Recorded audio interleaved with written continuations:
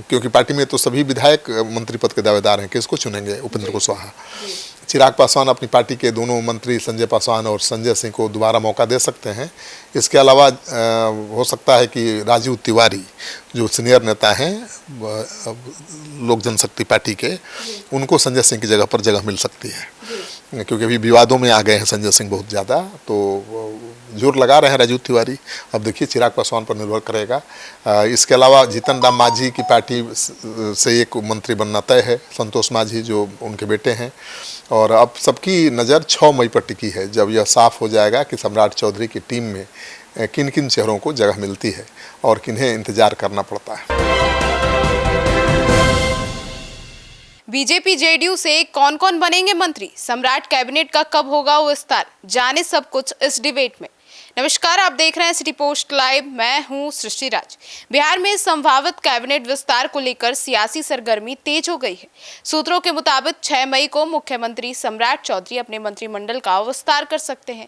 BJP और JDU के बीच 16-16 मंत्रियों का फॉर्मूला तय माना जा रहा है, जबकि सहयोगी दलों को 4 सीटें मिलेगी। अब जेडीयू में पुराने चेहरे की वापसी तय मानी जा रही है, वहीं बीजेपी में नए और युवा चेहरे को मौका मिल सकता है। अब और क्या कुछ होगा सम्राट के इस कैबिनेट विस्तार के बारे में आई विस्तार में जानते हैं चीफ एडिटर श्रीकांत प्रत्युष से। सर, सम्राट के कैबिनेट का विस्तार कब होगा और बीजेपी जेडीयू से कौन कौन मंत्री बनेंगे? देखिए, जो सूत्र बता रहे हैं उसके अनुसार मुख्यमंत्री सम्राट चौधरी के नेतृत्व में मंत्रिमंडल का विस्तार 6 मई को हो सकता है।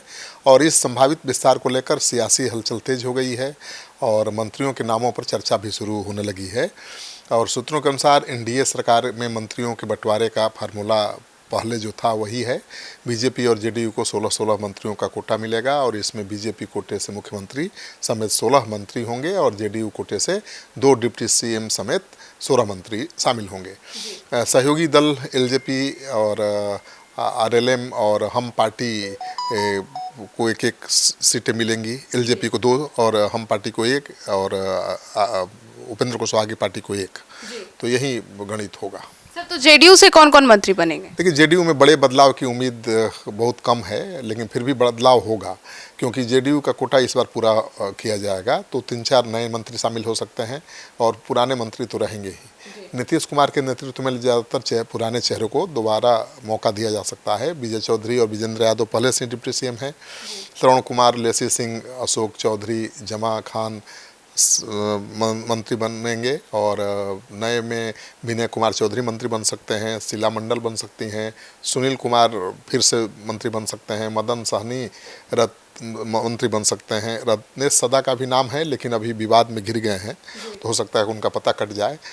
लेकिन भगवान सिंह कुशवाहा और जयंत राज भी मंत्री बन सकते हैं। श्याम रजक और चेतन आनंद भी रेस में हैं। तो मंत्री बनने के लिए नेताओं के दरवाजे पर जाकर माथा खूब टेक रहे हैं विधायक, भाई मुझे बना दीजिए, मुझे मौका दे दीजिए। अब भाई दलितों में भी कई नेता हैं, तो जो दलित नेता है उनका कहना है कि भाई सबको बारी बारी से मौका मिलना चाहिए। तो रत्नेश सदा पहले मंत्री थे ही, तो अब श्याम रजक प्रबल दावेदार हैं और श्याम रजक पुराने नेता हैं, तो उम्मीद है कि उनको मौका मिल सकता है, कैबिनेट में जगह मिल सकती है। सर, तो बीजेपी में भी बदलाव के संकेत है, कौन कौन मंत्री बन सकते हैं? बीजेपी में ज़्यादा बड़ा बदलाव हो सकता है। मुझे लगता है बीजेपी के भीतर पार्टी जातीय संतुलन, अनुभव और युवा नेतृत्व को ध्यान में रखकर नाम तय करेगी। और बीजेपी प्रदेश अध्यक्ष संजय सरावगी ने संकेत दिया है कि मंत्रिमंडल संतुलित होगा और युवाओं और महिलाओं को प्राथमिकता दी जाएगी।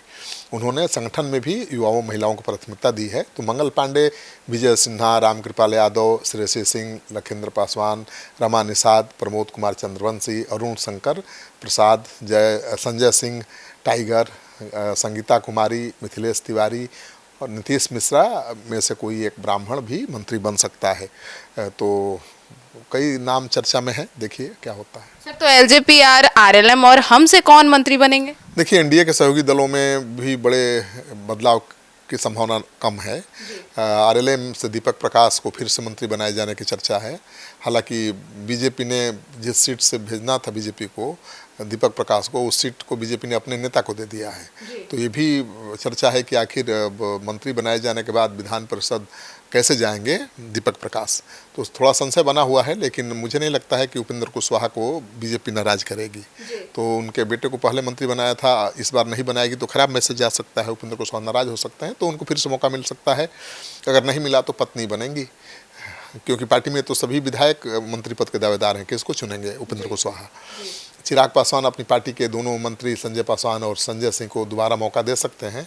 इसके अलावा हो सकता है कि राजीव तिवारी जो सीनियर नेता हैं लोक जनशक्ति पार्टी के, उनको संजय सिंह की जगह पर जगह मिल सकती है, क्योंकि अभी विवादों में आ गए हैं संजय सिंह बहुत ज़्यादा। तो जोर लगा रहे हैं राजीव तिवारी, अब देखिए चिराग पासवान पर निर्भर करेगा।